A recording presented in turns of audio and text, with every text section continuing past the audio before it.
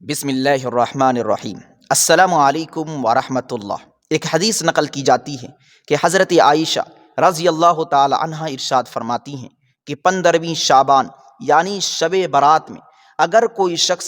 8 رکعات نماز ایک سلام کے ساتھ اس طریقے سے ادا کرتا ہے کہ ہر رکعت کے اندر سورہ فاتحہ کے بعد 11 مرتبہ سورہ اخلاص قل هو اللہ احد پڑھتا ہے اور نماز سے فارغ ہونے کے بعد اس نماز کا ثواب مجھے بخشتا ہے، تو پھر میں اپنا قدم جنت میں اس وقت تک داخل نہیں کروں گی جب تک میں اس شخص کو بخشوا کر جنت میں داخل نہ کر دوں۔ دوستو، سننے میں بڑا اچھا لگا ہوگا اور آپ نے شاید نیت بھی کر لی ہوگی، ارادہ بھی کر لیا ہوگا کہ ہاں ہم 8 رکعت نماز اس طریقے سے پڑھیں گے۔ دوستو، اس نیت کو آپ یہیں ختم کر دیں۔ یہ حدیث جو میں نے آپ کو پڑھ کر سنائی ہے، یہ حدیث مجھے کسی حدیث کی کتابوں میں نہیں ملی، بلکہ اس کو محمد سرفراز خان صاحب نے حدیث بنایا ہے۔ انہوں نے لکھا ہے کہ حضرت عائشہ رضی اللہ تعالی عنہا کا یہ فرمان ہے، جبکہ ایسا کچھ نہیں ہے۔ میں آپ کو بتاتا چلوں کہ اللہ کے رسول صلی اللہ علیہ وسلم کی ایک حدیث ہے، من کذب علی متعمدا فَلْيَتَبَوَّأْ مَقْعَدَهُ مِنَ النَّارِ، کہ جو شخص جان بوجھ کر مجھ پر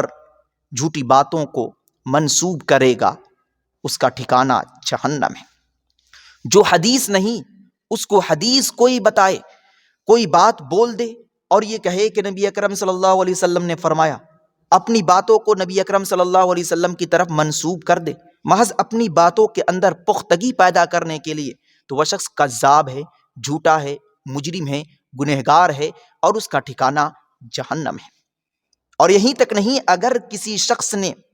کسی بات کو سنا، تحقیق نہیں کی، آگے پھیلا دیا اور وہ بات جھوٹی ہے تو وہ شخص بھی جھوٹا ہوگا۔ اللہ کے رسول صلی اللہ علیہ وسلم کی حدیث ہے، کفا بالمرء کذبا ان یحدث بکل ما سمع، کہ کسی شخص کے جھوٹا ہونے کے لیے بس اتنا ہی کافی ہے کہ وہ سنی سنائی باتوں کو بس آگے پھیلا دے۔ آج کل تو یہی ٹرینڈ چل رہا ہے کہ ہمارے پاس کوئی پوسٹ آئی، اس پوسٹ پہ لکھا ہے حضرت علی نے فرمایا، حضرت عائشہ نے فرمایا، حضرت عمر نے فرمایا، حضرت عثمان نے فرمایا، حضرت ابو بکر نے فرمایا رضی اللہ عنہم، بس آنکھ بند کر کے لائک بھی کرتے ہیں، کمنٹ بھی کرتے ہیں، شیئر بھی کرتے ہیں، لیکن یہ نہیں سوچتے ہیں کہ واقعی میں حضرت عائشہ نے فرمایا، کیا واقعی میں حضرت عمر نے فرمایا، کیا واقعی میں یہ حدیث ہے یا نہیں۔ آج کل یہ ٹرینڈ چل رہا ہے کہ بہت سے دشمنان اسلام اچھی اچھی باتوں کو یا اسلام سے ہٹی ہوئی باتوں کو لکھتے ہیں اور اس سے پہلے حضرت علی کا نام لکھ دیتے ہیں، حضرت عثمان کا نام لکھ دیتے ہیں اور نبی اکرم صلی اللہ علیہ وسلم کی طرف اس بات کو منسوب کر دیتے ہیں، اور آج کل کی جو عوام ہے وہ بیوقوف بن جاتی ہے اور اس کو حدیث سمجھ کے آگے پھیلانا شروع کر دیتی ہے اور وہ خود بھی گنہگار ہو جاتی ہے۔ تو میں بتانا یہی چاہ رہا ہوں کہ شب برات کے اندر حضرت عائشہ رضی اللہ تعالی عنہا والی جو یہ روایت گردش کرتی ہے، اور کچھ علماء بھی ہیں جو اس کے اندر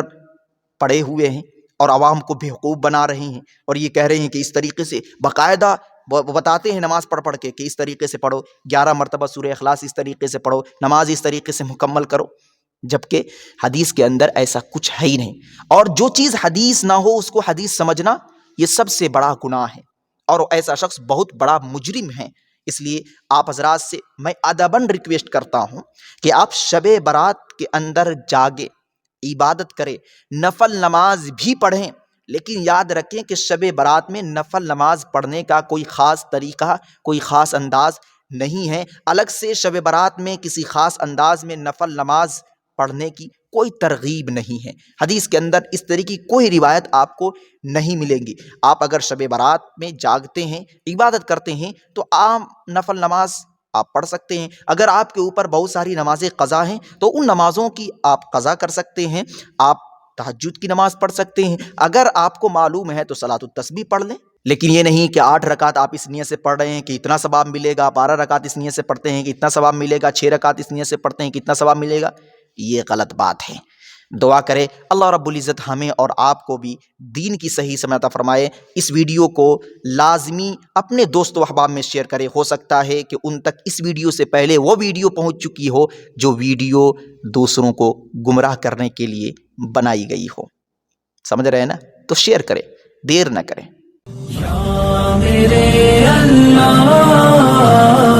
Thanks for watching. Don't forget like, comment, share and subscribe to Mufti Haq Kasmi.